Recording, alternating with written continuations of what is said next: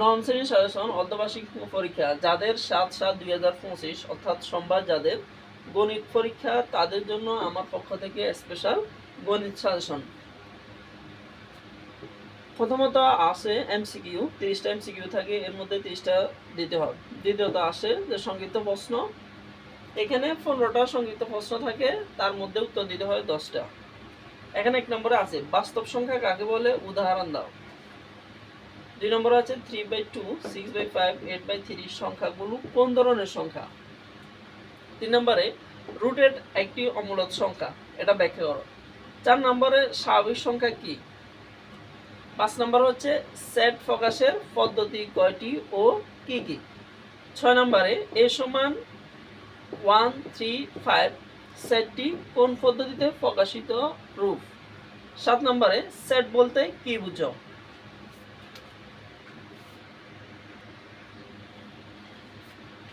8 নম্বর হচ্ছে বীজগণিতকে কিসের সর্বাঙ্কিত রূপ বলা হয়। 9 নম্বরে a + b = 10, ab = 15 হলে a - b কত, এটার মান বের করতে বলা হয়েছে। 10 হচ্ছে a + b + c + d এর বর্গ কত। 11 নম্বর হচ্ছে প্রমাণ করো যে a + b হোল কিউব সমান a³ + b³ + 3ab * a + b এর মান বের করতে বলছে। 12 নম্বর হচ্ছে জ্যামিতি থেকে, এগুলো হচ্ছে বীজগণিত, আর 12 নম্বর থেকে যেগুলো আছে এগুলো হচ্ছে জ্যামিতি। 12 নম্বর থেকে হচ্ছে পেন্সিল কম্পাস ব্যবহার করে 30 ডিগ্রি কোণ অঙ্কন করো। 13 নম্বর স্কেল ও কম্পাসের সাহায্যে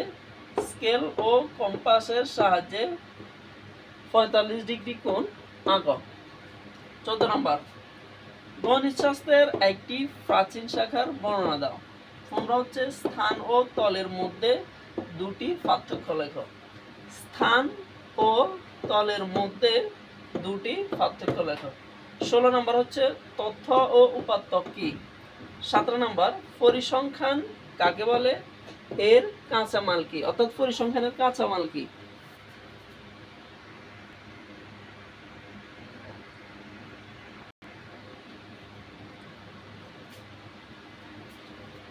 এখন সৃজনশীল দেখব। সৃজনশীল কোনগুলো ইম্পর্টেন্ট আমাদের জন্য। সৃজনশীল হচ্ছে পৃষ্ঠা নং 29।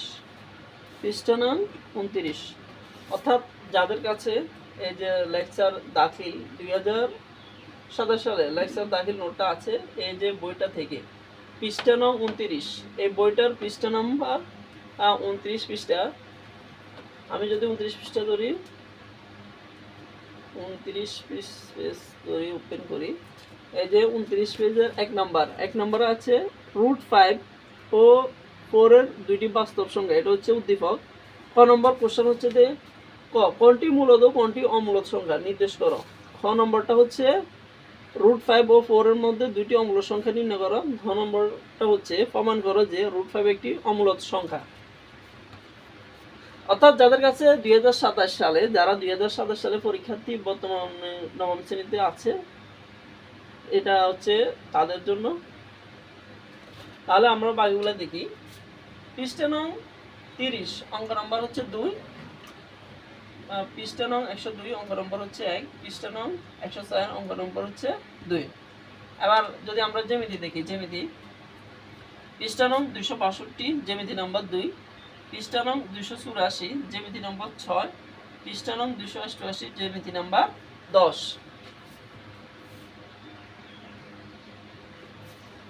এখন দেখবো ত্রিকোণমিতি। পৃষ্ঠা নম্বর 455 অঙ্ক নম্বর 1, পৃষ্ঠা নম্বর 457 অঙ্ক নম্বর 2, পৃষ্ঠা নং 462 অঙ্ক নম্বর 5। এখন যদি পরিমিতির কথা বলি, পৃষ্ঠা নং 754 অঙ্ক নম্বর 1, পৃষ্ঠা নং 759 অঙ্ক নম্বর 4। পরিসংখ্যান সবচাইতে ইম্পর্টেন্ট এবং খুব ইজি। পৃষ্ঠা নং 837 পৃষ্ঠা অঙ্ক নম্বর 1, পৃষ্ঠা নং 840 অঙ্ক নম্বর 3, পৃষ্ঠা নং 859 অঙ্ক নম্বর 10, পৃষ্ঠা নং 892 অঙ্ক নম্বর 35।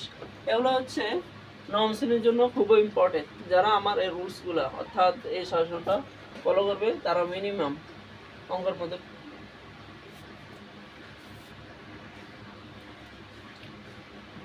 সো সবাই আমার সাজেশনটি ফলো করবেন। এবং যারা আমার চ্যানেলে নতুন তারা অবশ্যই আমার চ্যানেলটা সাবস্ক্রাইব করবেন এবং পাশে থাকা বেল আইকনে ক্লিক করে দিবেন, যাতে প্রতিদিন সাজেশন আপনারা সরাসরি দেখতে পারেন।